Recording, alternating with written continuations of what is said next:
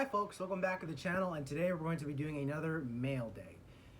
For the uninitiated, mail day is basically where I showcase all the stuff that I got in the mail, because while I do love unboxing things, a lot of the things that I get in the mail are used.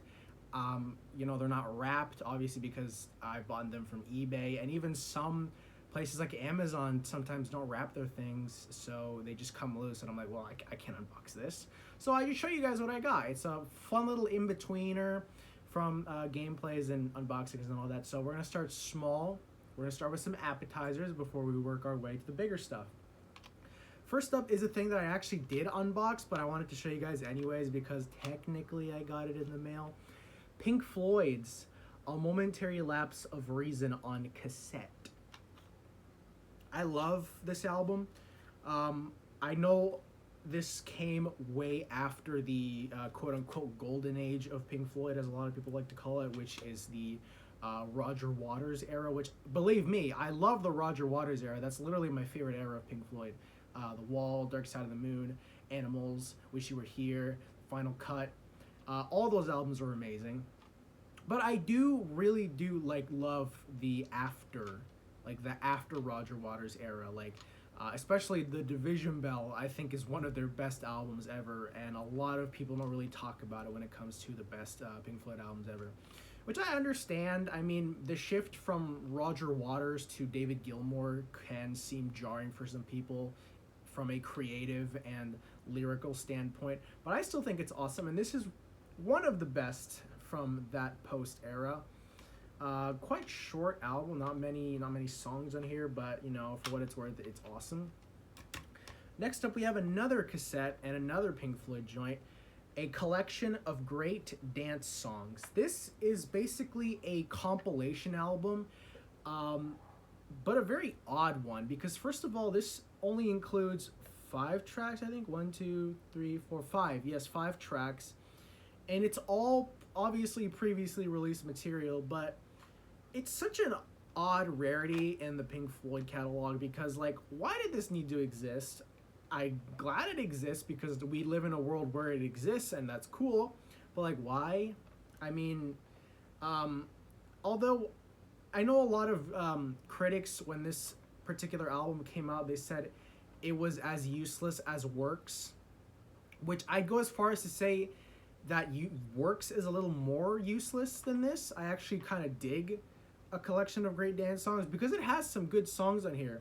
One of These Days, Money, but the thing about Money is that it's its own separate version because something due to licensing issues where they couldn't use the original from Dark Side of the Moon, so they had to re-record the entire song, and I actually like the different instrumentation on this. The original is the best one, but you shouldn't shake your head at this version. It's pretty good. We got Sheep. I love Sheep. One of the best songs off of Animals. Shine On You Crazy Diamond. This is just parts 1 to 7, I believe.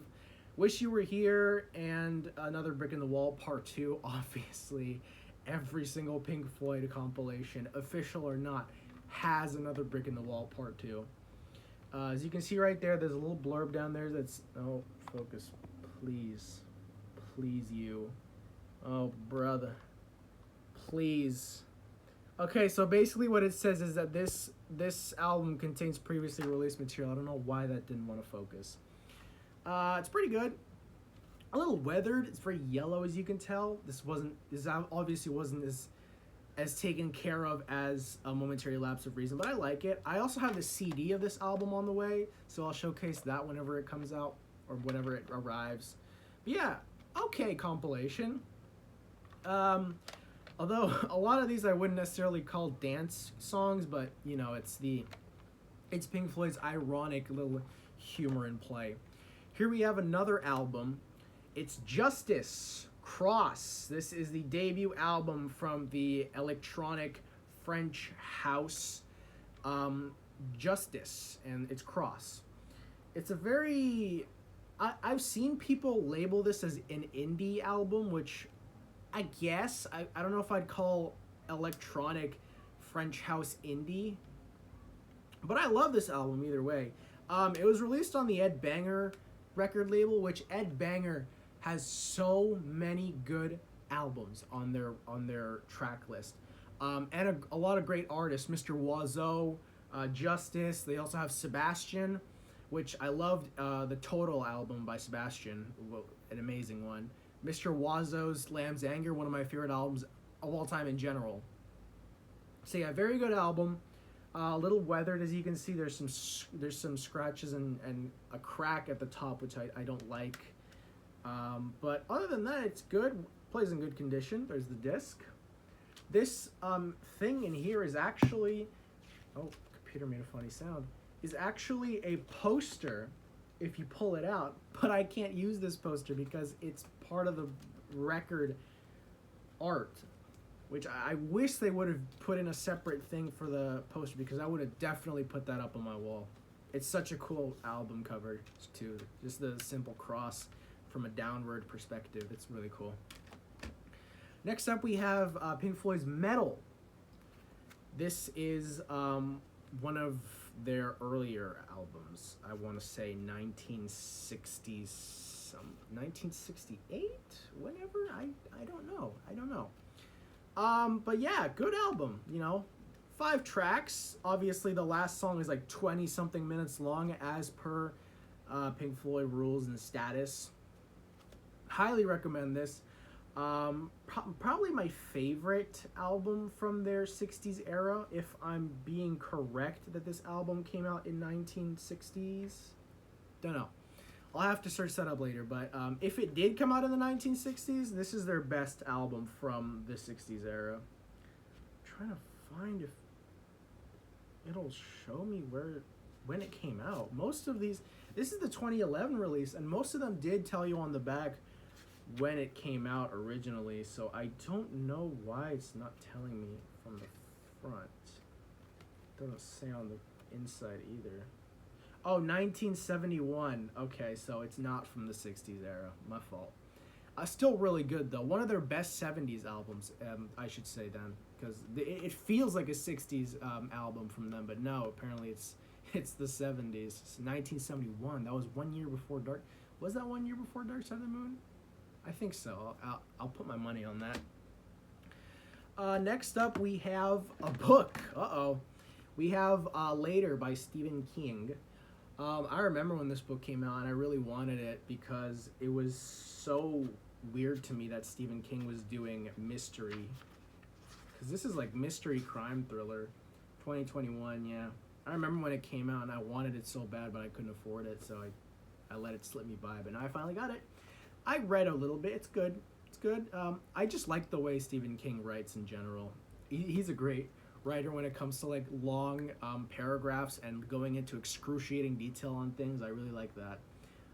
Sometimes growing up means facing your demons. He made a few more this is from the Hard Case Crime series, I guess that's what you call it. Colorado Kid in Joyland. So, if you like that, you should check out this. Next up, we have Pink Floyd's debut album, Piper at the Gates of Dawn. This is it. This is their debut album in the flesh, and it's a good album. I like it. Not one of my favorite. It's good. I don't know if it's like one of my favorites. I don't know. I think I like Adam Heart Mother more than this album. I think I do. I guess I like it more than A Saucer Full of Secrets and Obscured by Clouds. It's a very bold entrance for this group, especially back in 1968, I say it came out, 1968. I'm terrible with remembering when stuff came out. I'm sorry, guys. But yeah, great album. I love that cover, too. Iconic cover. Very good album, yeah. I guess if you want to start listening to Pink Floyd, you can start with this, but it's very, very different from the later stuff they would be doing. Yeah.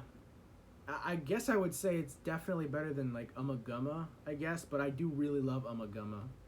But, yeah. Better than the Final Cut, I will say that. It is better than the Final Cut. I like Final Cut, but it's a little weaker compared to... Definitely better than The Endless River, I will say that. But again, I also love The Endless River, so I'm just going to move on before I keep you guys here all day. And finally, we have the big piece de la resistance, the Beatles' White Album.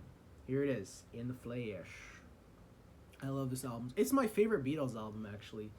Such an amazing and like odd experimental era or album for the Beatles. One of their only double albums, actually. This is the 1987 remaster version, so look at that. There's the side, there's the back with all the tracks. 30-something tracks, I believe. I love, like I said, I love the experimentation on this album, especially with tracks like Revolution 9 and Helter Skelter, which basically invented metal. Opening it up. It's one of those older double albums, so like it has a weird mechanism where you kind of open it like that. Sorry if you can hear some noise outside there. There's the first disc. It comes with a little manual inside. I was surprised I was able to get the manual for this thing. There's all the guys. Look at them, so cute. Bundles of joy, those fellas. And come on. And here's the second disc. Very cool. I love it.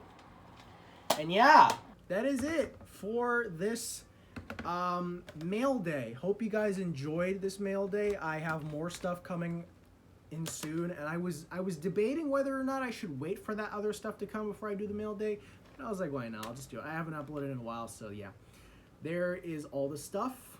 And yeah, thank you guys so much for watching, and I will see you guys in the next video. Bye-bye.